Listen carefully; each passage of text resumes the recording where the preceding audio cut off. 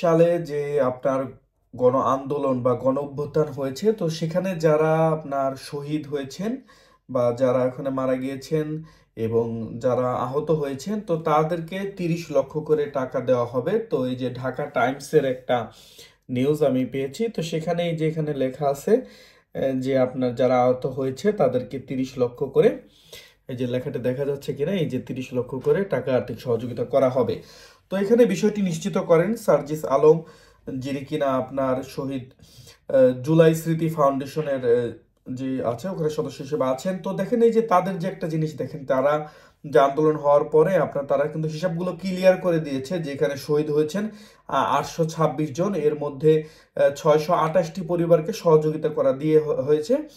এবং তাদের যে মোট পরিমাণ, তাদের যে ফান্ডে যে টাকা আছে সেটাও তারা বলে দিয়েছে যে ফান্ডে জমা থাকা 109,20,00,000 টাকার মধ্যে 47 কোটি টাকা তারা বিতরণ করেছে এবং আরো 61 কোটি টাকা তাদের কাছে অবশিষ্ট আছে। পর্যায়ক্রমে তারা আহত যে 11,306 জন তাদেরকেও সহযোগিতা করবেন এবং আপনার যারা যুদ্ধাহত আছেন বা অন্যান্য যে শহীদ হয়েছেন তাদেরকে প্রায় 30 লক্ষ করে টাকা প্রদান করা হবে। তো এখানে একটা জিনিস বোঝার আছে যে যেমন তারা যেমন একটা জিনিসে অ্যাক্টিভ, কিন্তু বীর মুক্তিযোদ্ধা পরিবার কিন্তু তাদের প্রতি অ্যাক্টিভ না। আমাদের কোনো এই এখনকার বলে কথা না, আমাদের যে অন্য সময় যে মন্ত্রীরা ছিলেন তারা কিন্তু তার প্রতি কোনো অ্যাক্টিভ থাকতো, তারা নিজেদের নিয়েই ব্যস্ত থাকতো। কিন্তু এই যে তারা দেখেন, তারা যে যতটুকু সম্মান তাদেরকে দেওয়ার চেষ্টা করছে, এতটুকু সম্মানকে আমরা পারছি। বীর মুক্তিযোদ্ধারা সবাই জানে ভাতা পায়, এটা ওইটা পায়, কিন্তু কয় টাকা করে পায়, কয়দিন ধরে পায়? আচ্ছা, যারা যে 20,000 টাকা করে পায়, অনেকে ভাবে এটা কত সাল থেকে চালু হয়েছে, এটা কিন্তু অনেকেই জানে না। তার আগে কত টাকা করে মোট একদম বীর মুক্তিযুদ্ধে তার জীবনে কয় টাকা পাইছে, এইটা একটা গণনা করা উচিত। আর তাইলেই বোঝা যাবে যে একজন, যে আমরা কতটুক তাদেরকে, আমরা দেশ যে যারা স্বাধীন করছে তাদেরকে কতটুক কি দিলাম। কারণ আপনার দেখেন, আপনার যে এই যে তারা মনে করেন 30 লাখ পাইলো, সেটা আমাদের কোনো বিষয় না, তারা পাক, তাদের অর্থ তারা পাইতে পারে। কিন্তু এই মুক্তিযুদ্ধ ফাউন্ডেশন বা মুক্তিযুদ্ধ কল্যাণ ট্রাস্টেরও তো অনেক সম্পত্তি আছে। তো তারা সেই সম্পত্তিটি কি করছে, তারা সম্পত্তি দিয়ে বিল্ডিং বানায় রেখে দিছে, জায়গা কিনা ফালায় রেখে দিছে। কিন্তু বীর মুক্তিযোদ্ধা পরিবার না খায়া মরতেছে, তাদের ঘরে বাজার নাই, তাদের সন্তানেরা অবহেলায়, তারা রিক্সা চালায়, অটো চালায়। গ্রামে বেশিরভাগ আপনার দেখবেন বীর মুক্তিযোদ্ধা ছেলেরা ভ্যান চালায়, এই করে ওই করে বাজারে তরকারি বেচে, এরকম অবস্থা। শহরে দু একজন হয়তো বা ভালো ফ্যামিলির যারা কিনা আছেন, তারা দু একটা হয়তো বা স্টাবলিশ আছেন।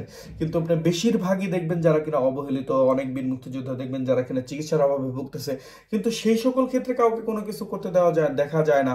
যারা কিনা আপনার মনে করেন 24-এর যারা আছেন, তারা কিনা যেভাবে বিষয়গুলো হ্যান্ডেল করে, কিন্তু 71-এর সময় কিন্তু এই বিষয়গুলো এইভাবে কেউ হ্যান্ডেল করে নাই, কারণ তারা তাদেরকে চায় নাই যে তারা তারা উঠুক। তারা তাদের উপরে পা রেখে উপরে সবাই ব্যবহার করে গেছে, কিন্তু তারা তাদেরকে ওইভাবে কিন্তু কিছুই করে নাই। এতে আমাদের বীর মুক্তিযুদ্ধ ফাউন্ডেশনে, মুক্তিযুদ্ধ কল্যাণ ট্রাস্টে যে এত সম্পত্তি, তারপরে কিন্তু এগুলো বিতরণের কোনো উদ্যোগ হয় না। এগুলো শুধু তারা যে যে নিজেরা কিছু কমিটি বানায়, নিজেরা কিছু করে নিজেরা খাওয়ার ধান্দা করে। কিন্তু যে মুক্তিযোদ্ধাদের নামে যে তারা এত সম্পত্তি, তাদেরকে যে কিছু দেওয়া উচিত বা এককালীন কোনো সুযোগ সুবিধা, একটা 10 লাখ টাকার একটা লোন আছে বীর মুক্তিযোদ্ধাদের, তো সেই লোনটা আবার 7% নেওয়া হয়। তো তাতে দেখা যায় আবার কিস্তির পরিমাণ বেশি থাকার কারণে দেখা যায় আপনার একজন লোক যদি আপনার 7% আপনার মনে করেন লোনটা নেয়, সে যদি 15,000 করেও মাসে আপনার মনে করেন দিয়ে দেয়, বা হ্যাঁ 14,000 করে, 14,000 করে 93 কিস্তিতে যদি তারা মাসে দিয়ে দেয়, তারপরও দেখা যায় তার সেটা সেখানে দেখা যায় 10 লাখের টাকা, তারপরে 5 লাখ টাকা তারা এই সুদই দিতে হবে, এরকম এক অবস্থা। তাই তাই এই হলো পরিস্থিতি, যে মানে তাদেরকে যেভাবে কন্ট্রোল করা হয় বা তাদেরকে যেভাবে সুযোগ সুবিধা দেওয়া হয়, তাদেরকে কিন্তু হয় না। কিন্তু আসলে মানুষ ভাবে যে তারা কত কি না কি পাইছে। আসলে এটা উচিত যে বীর মুক্তিযোদ্ধারা এই পর্যন্ত তাদের জীবনকালে কত টাকা পাইছে সেটা একটা হিসাব করা।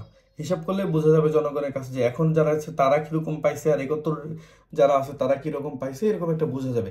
সবাই পাক, সবাই সমস্যা নেই, এটা আমাদের কোনো ই না, কিন্তু এটা তাদের ন্যায্য একটা যারা কিনা এটা একটা সম্মানী দেওয়ার চেষ্টা করছিল। কিন্তু তারপরে দেখা যায় বীর মুক্তিযোদ্ধাদের টাকা পয়সা আসলে বিষয় না, কিন্তু তারপরে বীর মুক্তিযোদ্ধাদের যে সম্মান, সেটুকু আমরা কতটুকু দিতে পারছি, বা এই টাকা পয়সার অজুহাত দিয়ে কতটুকু আমরা সম্মান নষ্ট করছি, কত টাকা দিয়ে কতটুকু সম্মান আমরা তাদের নষ্ট করছি, এইটাই হলো মূল বিষয়। তো সবাই ভালো থাকবেন, আজকের ভিডিও এ পর্যন্তই।